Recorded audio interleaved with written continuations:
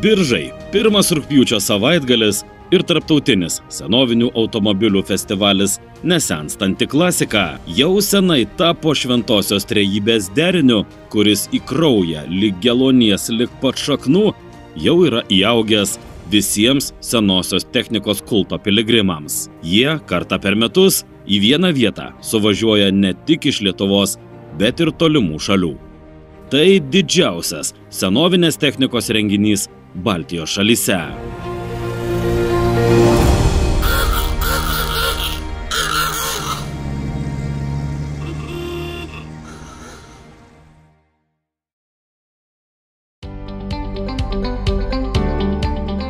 Rugpjūčio 5-ąją tradicinėme Nesenstančios klasikos susirinkimo taške Sodeliškių dvaro sodyboje veiksmas jau braška nuo ankstyvo ryto. Gyvybės pilna visur. Prieš startinėje parodos dalyvių aikštelėje akyse auga įvairiausių kartų bei pasaulio gamintojų technikos parkas. Na, o registracijoje, lyg pašėlę tratą šratinukai, veikti tikrai buvo ką.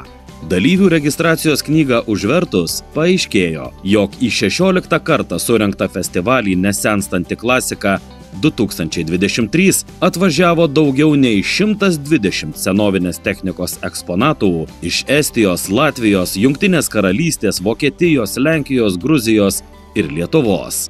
Kaip visada, didžiąją dalį sudarė automobiliai. Lengvųjų europietiškos, amerikinės, sovietinės gamybos automobilių kolekcininkai atvairavo 112. Taip pat parodoje burzgė vienas autobusas, vienas sunkvežimis ir 7 motociklai. Nors dviratės transporto priemonės festivalyje anokia naujiena, tačiau tik nuo šių metų parodoje įsteigta papildoma nominacija už geriausią senovinį motociklą. Papildoma nominacija neaplenkė ir Jungtinėse Amerikos valstijose pagamintų automobilių. Kaip pastebėjo 15 gimtadienį švenčiančio klasikos klubo prezidentas Egidijus Einoris, vadinamųjų amerikonų skaičius kasmet tik didėja, todėl dar viena nauja nominacija už geriausią amerikinį automobilį – natūralus evoliucinis festivalio žingsnis. Stiprių ir vis dar pirmų žingsnių būta ir daugiau. Kaip parodė įvykiai bei šventę aplankiusių žmonių srautai, Nesenstanti klasika tapo neatsiejama Biržų kultūros dalimi. Nors nei Biržų savivalda, nei kažkokios kitos valstybinės organizacijos nė karto nėra prisidėję finansinę ar kitą materialinę pagalbą. Apie tai būtinai papasakosime kiek vėliau, o dabar apie viską iš eilės.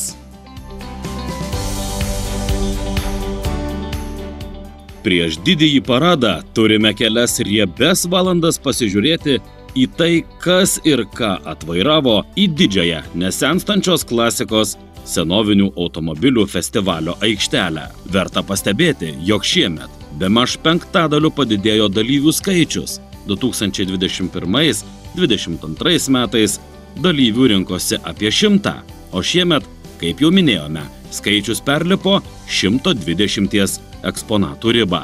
Visi jie buvo aprašyti unikaliame, kasmet šviežiai spausdinamame parodos kataloge.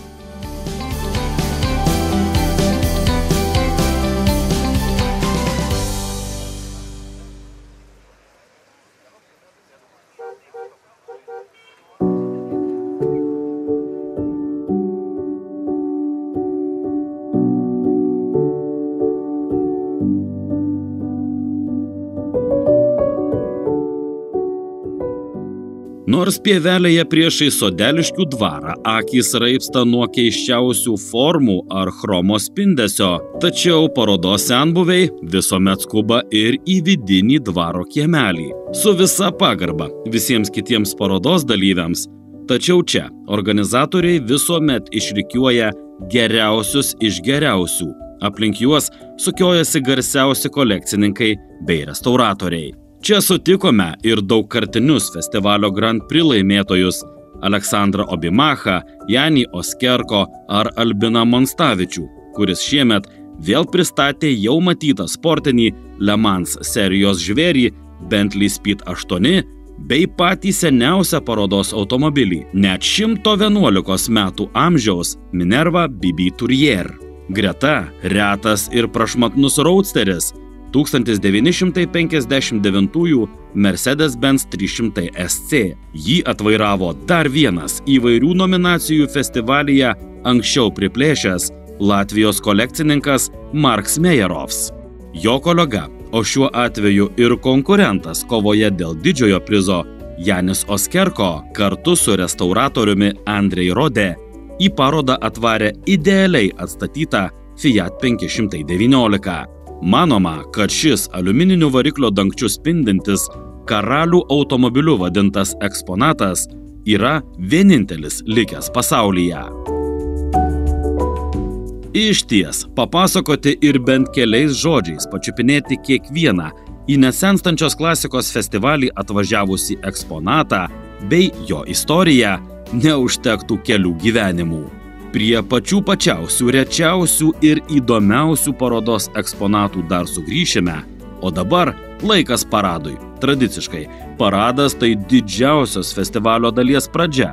Prieš akis 17 km į vieną pusę maršrutu Sodeliškiai Biržai. Biržų aeroklube jau laukia didelė šventė, o pakeliui gausybė žiūrovų.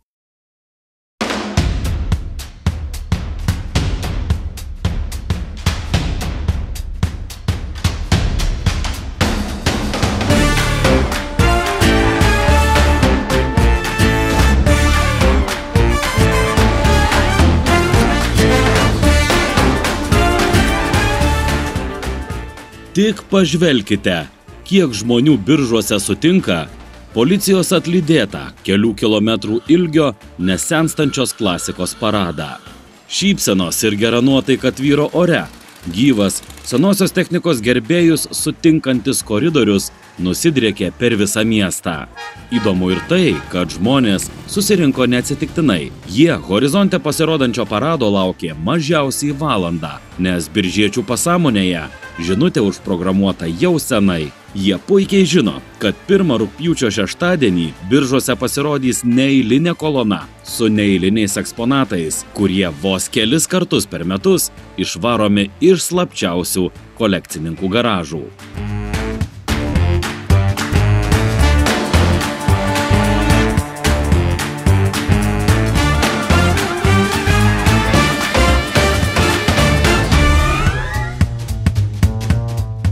Vaizdas nedaug pasikeitė, kai nesenstančios klasikos senovinės technikos kolona atvažiavo ir į Biržų aeroklubą. Automobiliai vos tilpo įvažiuoti, o renginio apsaugininkai kartu su automobilių rikiuotojais po 9 prakaitais sukosi lyg bitės. Šioje vietoje laikas šnektelti apie tai, jog 2023 metų festivalio veidas pasikeitė ypač stipriai. Galbūt pirmą-antrą kartą šią šventę aplankiusieji ir nesuprato ar neatkreipė dėmesio, tačiau nesenstančios klasikos metraštininkai pastebėjo didžiulę renginio transformaciją. Visų pirma, renginys žiūrovams tapo mokamu. Simboliniai 5 eurai už bilietą suaugusiam buvo pats geriausias lakmuso popierėlis, kuris ir turėjo parodyti, kiek svarbus bei įdomus šis renginys yra biržiečiams ar iš toliau atvykusiems parodos lankytojams. Juk jei nenori ar neįdomu, nesudilusios katiko nemokėsi. Buvo labai sunku nuspėti, kaip į bilietus pasižiūrės nesenstančios klasikos šventės lankytojai. Tačiau jau dabar matome, kad per daugelį metų buvo eita teisingu keliu. Ši tradicinė senovinės technikos šventė traukia žmonės. Žmonės nori ją pamatyti ir jiems negaila tų kelių eurų, kurie mums, organizatoriams, stipriai pagelbėja. Juk nei ekranas, nei scena ar daugybė skirtingas funkcijas renginyje atliekančių žmonių nenukrenta iš dangaus. Už klasikos klubo palaikymą bei pasitikėjimą sakome didelį ačiū visiems ir kiekvienam aplankiusiam jau 16-ąjį nesenstančios klasikos festivalį. Matydami, kiek žmonių suplūdo į aeroklubą Biržuose, renginio fanams dėkojo organizatoriai.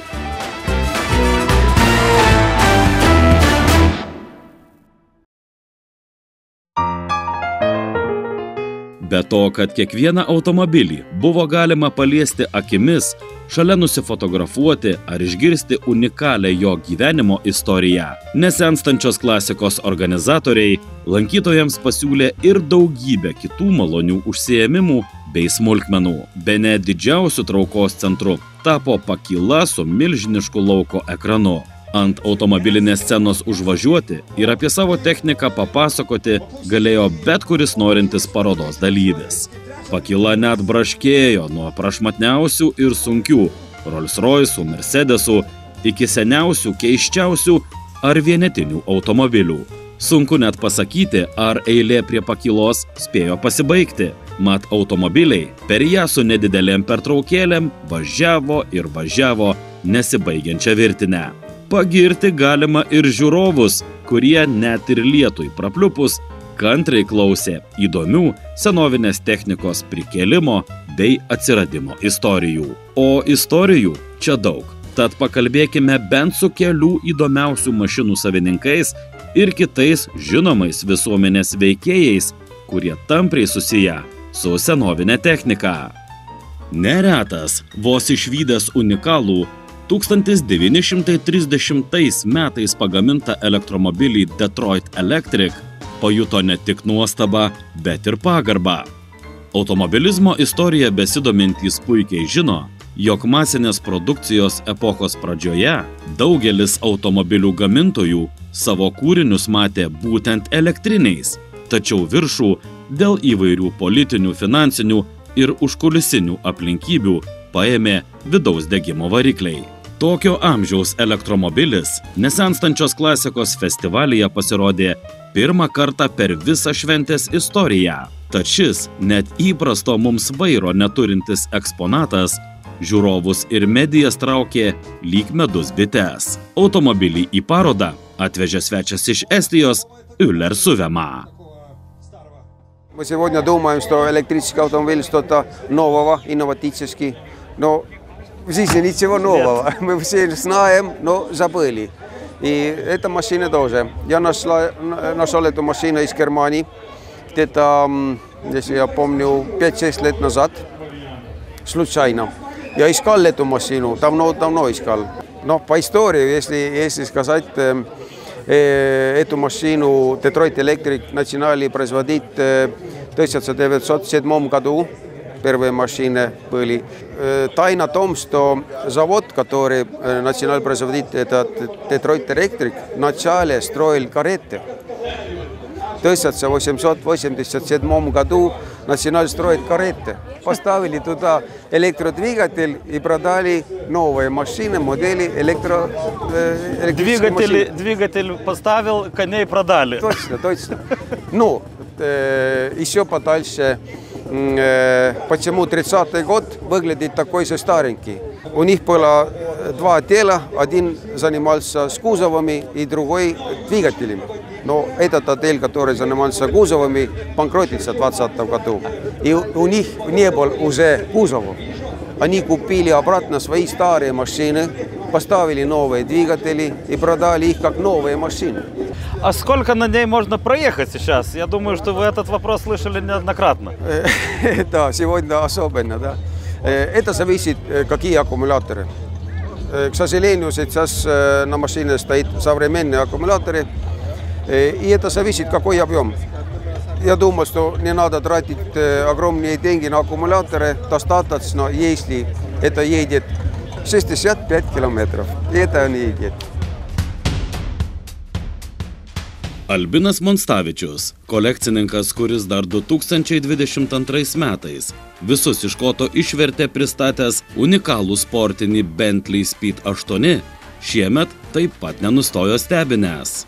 Šiemet jis atvairavo ne tik šį lenktyninį gimtosiose Bentlio dirbtuvėse atrestauruotą monstrą, bet ir seniausią parodos eksponatą, net 111 metų senolį Minerva BB Tourer. Tai pavyzdinis egzempliorius, kuris labai ryškiai atspindi tą laikmetį, kai karietas ir arklius keitė primityvūs, bet ištaigingi automobiliai su vidaus degimo varikliais, o žmonės dar tik išmoko gaminti šokoladą kietame pavidale. Jisai yra šokolado karaliaus automobilis buvęs. Belgijoje buvo gaminamas šokoladas, jisai visą laiką buvo skystas. Ir šitas žmogus, Johanas Naukausas, sukūrė šokoladą kaip apvalkalą. Tada pradėjo gaminti saldainius, juos aplieti. Tai buvo sukurtas tiesiog šokoladas visai kitoks negu kaip visada. Tai jam už šitą visą daiktą jam buvo padovanota šitą Minerva. Tai va, jisai labai ją didžiavosi ir tai įsivaizduokit, prieš 111 metų jam buvo dovana. Tai tais laikais gauti tokį dovaną buvo, tikrai buvo padaręs, matyti, gerą darbą.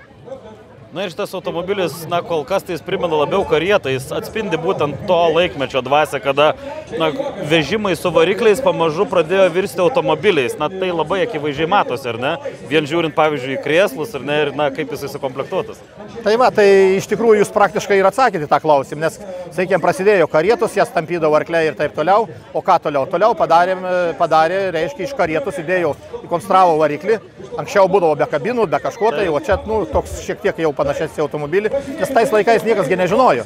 Šitam automobilį nėra nei starterio, nei akumuliatorių, jisai surankina, užsukamas, tai jisai yra dar, tais laikais niekas nesugalvoja, kaip tai turi būti. Šiandien mes visi žinom, kad turi būti starteris, akumuliatorius, šviesos, tai lempos irgi, matot, yra karabitinės. Na, žinot, pavartosiu tokį nelietuvišką, bet automobilistų labai gerai suprantamą žodį, tai buvo toks pirichodas, ar ne?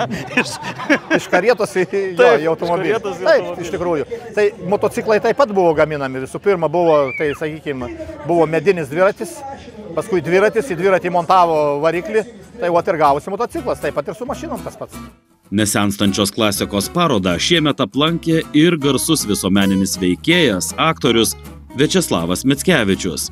Su mažyčiu 70-ųjų gamybos Fiat 500 festivalyje pasirodęs senų ir linksmų mikrokarų kolekcininkas neslėpė, jog šiame renginyje lankosi pirmą kartą.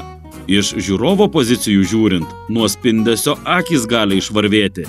Iš dalyvio pusės tai kartu ir neįkainojama kontaktų mugė, sakė Slavkos pseudonimu žinomas atlikėjas. Jo, labai fain. Pati kelionė tik didžiausias darbas buvo. Taip reikia važiuoti mažų greičių pakankamai ant 8 ir... ir va taip, kaista ten, pačiam labai karšta viduj būna, maža mašinėlė tenai. Klaustrofobija persirgi porą kartų. Ir čia atvažiuoju, toks gan pavargęs ir čia tiek tau įvairiausių modelių. Ir dingsta tas nuovargis, vaikštai, lakioji, nežinai, kad kita galimybė tik tai po metų bus vėl čia apsilankyti. Ir labai didelė kontaktų mugė čia yra, nes aš be tokios mašinos dar tokią turiu, 95 metų. Citroen 2CV ir Vabalą. Ir, labai įdomu, apsimainai kontaktais, kur remontuoti, kur dažyti, pas ką kokias detalės įsigyti. Tavrasi, ne tik tai pabūt, atvažiuoti kitus, pasižiūrėti, save parodyti. Taip. Ir dar bendri kontaktai visokie tokie. Na, tai kiek suprantu, Slavka, pirmą kartą, ar ne? Taip. Tai atmosfera, aura renginio, 15 kartą. Labai gera, tik kad lyja, nelabai gali savo pasirodymą rodyti. Buvo planuota. Bet kai niekas nežino, tai yra viskas kaip ir gerai. Matom ir taip veiklos turi žmonės daug. Labai rimtai dėl Grand Prix pakovoti nusiteikęs atvažiavo neišskiriamas latvių kolekcininko Janio Oskerko bei restauratoriaus Andrio Rodės duetas. Didžiausio ir garbingiausio festivalio prizo skonį puikiai žinantys kaimynai iš Latvijos prezentavo Fiat 519, kuris dienos šviesą išvydo beveik prieš 100-metį 1924 metais. Kolekcininkas Janis Oskerko vienetinių ir unikalių automobilių ieško visoje planetoje, o suradęs geidžiamą modelį su savo komanda imasi ilgo ir kruopštaus restauracijos darbo. Kito tokio 519 Fiato pasaulyje tiesiog nėra, patikino mus kolekcininkas. Mašina iš Amerikos. Королевская. Tai čia yra kas čia Chrysleris? На нем, на такой 519 Фиате ехали. Это было в гараже литовского президента. Это было в гараже латвийского президента. Мы уже знаем некоторых претендентов на королевскую трону, скажем, в Дании. Даже не премиум, это выше премиума, даже это королевская машина. Больше нету, потому что есть Fiat 510, 12, 19, говорят, есть 520. Не видел, никто, с которым я разговаривал, не видел 520. Но ничего, будем искать. Но это королевская машина, это самый большой, самый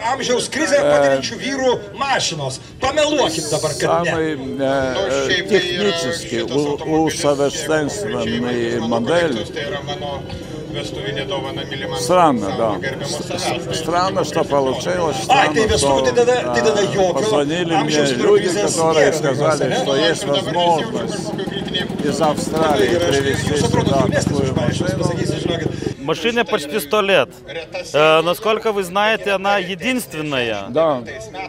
Не, но шасси 519, да, но вся сборка, это же было конвейера-то не было. Каждая машина была индивидуальная, и каждая машина была особенная чем-то. Так что сказать, что 519 это двигатель, конечно, двигатель, да. Это рама, остальное все. А также алюминиевый капот. Не у всех, у одного есть, у другого нет. Мы восстановили так, как знали, как могли. И потому каждый Fiat, который делан таким способом, он индивидуально, он уникальный. Уникальный, да. Так что нельзя сказать, нельзя найти такой же. Есть примерно такие же, примерно в ту сторону, примерно там покраска другая немножко. Но такого нету. Klasikinių automobilių virusu nesunkiai užsikrečia ir žinomi automobilių sporto meistrai. Kaip sakė keliskart Rally Monte Carlo Historic nugalėtojas bei prizininkas Karolis Raišys, nesenstanti klasika jį susirado pati. Parodoje Karolis pristatė savo kovinį 1961 Jaguar MK2, tą patį, kuris jau ne kartą įveikė vieną prestižiškiausių ralių pasaulyje. Na, bendruomenės reikalai visą laiką smagu. Smagu, kad klasikinių automobilių entuziastai susirenka kažkur, kad iš skirtingų, nežinau, klubų, skirtingų laikotarpių automobilių mėgėjai. Tai labai smagu su jais pabendrauti, save parodyti, kitus pažiūrėti. Tai čia tokia gal labiau šventė. Aišku, kad čia nėra ralis tas, ką aš mėgstu veikti labiausia, bet reikia užimti ir šitą hobį pratęsti ir tokiais dalykais. Ką matau mieste, kiek žmonės susidomėjo, kad tiek žmonių mojuotų pravažiuojančiams automobiliams, aš galvoju, kad jie lauktų, jie žinojo, kad bus. Taip, aš suprantu, tai uždarytas miestas. Ir man tai atrodo visai nelietuviška kultūra. Aš per Prancūzijos kaimelius važiuodamas per Monte Carlo ralį, matydamas mojuojančius žmonės, galvoju, o, Lietuvoje taip nebūna. Važiuoju Biržuose, labai panašiai. Tai mane tas labai žavi. Apie techniką kalbant, vėlgi, kokybiniai kriterijai. Pasižiūrim į tuos prieškarinius tarpukario. Mano žandikulis labai žemai. Tuo klausimu. Aš tikrai, aš apakęs. Net ir prakiuręs dangus geros, nesenstančios klasikos nuotaikos nesugadino. Visą dieną Biržų aeroklube virė gyvenimas. Be automobilių parodos bei jų prezentacijų ant rampos, ekrane žiūrovai stebėjo ankstesnių metų festivalio filmus, modifikuotų automobilių pasirodymą, ant pakylos tradicinės santarvės modelių mokyklos madų demonstracijas, kurios jau senai tapo neatsiejama šventės dalimi. Kol žiūrovai dairėsi į visas šalis, o parodos dalyviai vieni į kitus, savo darbą baigė ir festivalio komisijos nariai. Juk negalima užmiršti, jog daugiau nei 120 dalyvių varžėsi net 9 nominacijose. Reikia pastebėti, kad šiemet apdovanojimai įvyko ne siaurame bendraminčių rate Sodeliškių dvare, o žiūrovams stebint. Tai dar vienas naujas festivalio žingsnis. Pirmas ant pakylos Amerikoje 1958 metais nuo konvejerio nuvažiavęs Buick Special. Šio ratuoto laivo savininkas, estas Andrus Joesar, išsivežė naujos nominacijos apdovanojimą už geriausią amerikietišką automobilį.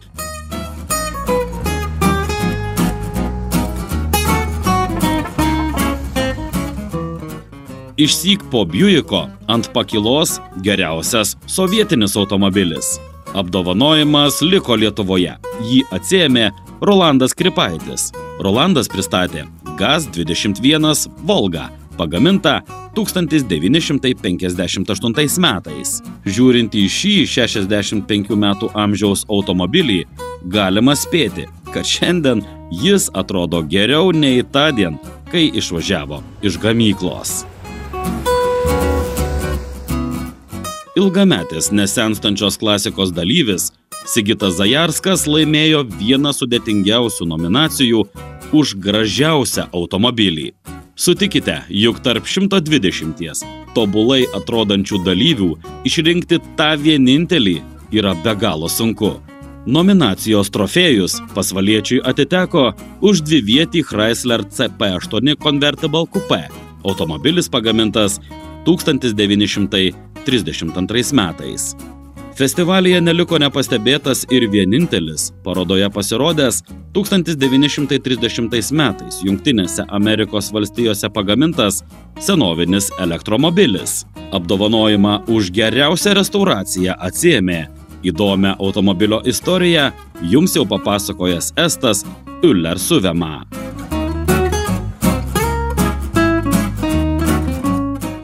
Geriausio senovinio automobilio apdovanojimą ir tai liudijantį raštą atsiėmė klubo Klasika vėliavnešys Stanislovas Bartkevičius. Aukščiausios prabos ir prabangos Mercedes-Benz 290 Cabrio DeLong po Antro pasaulinio karo atsidūrė Maskvoje kaip karo trofėjus, o vėliau, susiklosčius įvairiausioms aplinkybėms, jis pakliuvo į Lietuvą. 1935 metais Wehrmachto generolams kurtas automobilio kėbulas unikalus. Kol kas žinoma, kad pasaulyje tokių 3,30 cm ratų bazės kabrioleto kėbulų yra likę tik 2.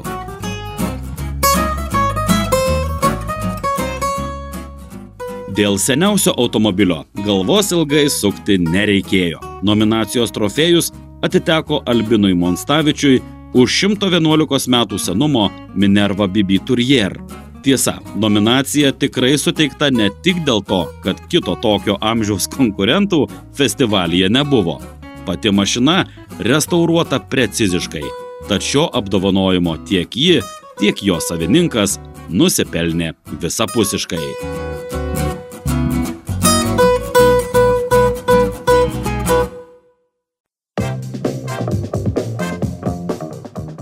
Dar viena nauja geriausio motociklo nominacija atiteko Aidui Gicevičiui. Jo atvairuotas Wehrmachto pajėgoms gamintas DKV SB 500 buvo pripažintas geriausiu tarp 7 parodoje dalyvavusių motociklų. Blogus vaikinus su automatais vežiojęs motociklas dienos šviesą išvydo 1934 metais.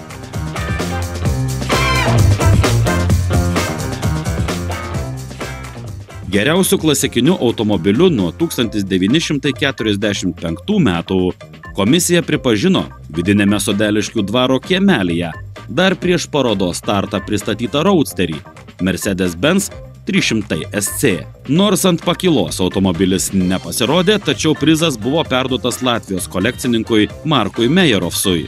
Jau minėjome, jog nesenstančios klasikos festivalyje šio automobilio savininkas nėra naujokas. Tad jis tikrai žino, ką ir kaip reikia padaryti, norint patraukti komisijos dėmesį. Jei pernai komisija niekaip nesusitarė ir paties svarbiausio didžiojo prizo Grand Prix nominacija niekam nebuvo įteikta, tai šiemet didelių nesutarimų nebuvo. Didžiausią trofėjų atsiėmė Latvijos kolekcininkas Janis Oskerko.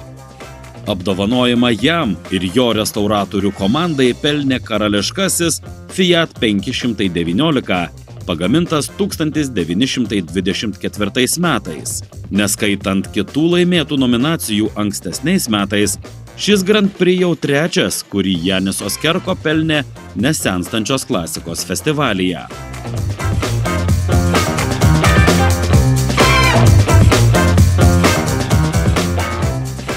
Kol kas ponas Janis yra absoliutus visų laikų lyderis per 16 festivalio gyvavimo metų. Arčiausiai jo tik Lietuvos kolekcininkas Aleksandras Obimacha su 2 Grand Prix apdovanojimais. Dar prieš renginį viename straipsnyje organizatoriai pastebėjo labai taikliai, kad 2 restauracijos grandai Rodė ir Obimacha kaip stebukladariai iš rankovių traukia vieną retesnį automobilį po kito.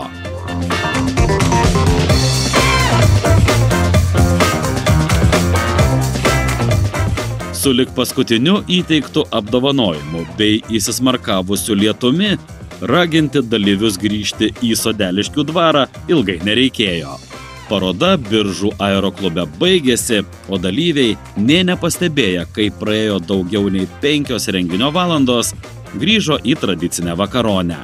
Tai laikas, kai galima iškvėpti, atsisekti peteliškę ir su tauraus gėrimo stiklu rankoje pabendrauti su bendraminčiais, pasiklausyti net kelių koncertų, užvertus galvą pasižiūrėti į festivalio pabaigą pranašaujantį šventinį fejerverką. Organizatorių vardu sakome ačiū visiems renginio partneriams ir pagalbininkams, dalyvavusiems ir važiavusiems 2023 metų nesenstančios klasikos festivalyje. Ir susitarkime būtinai susitikti kituose klubo Klasika renginiuose. Iki!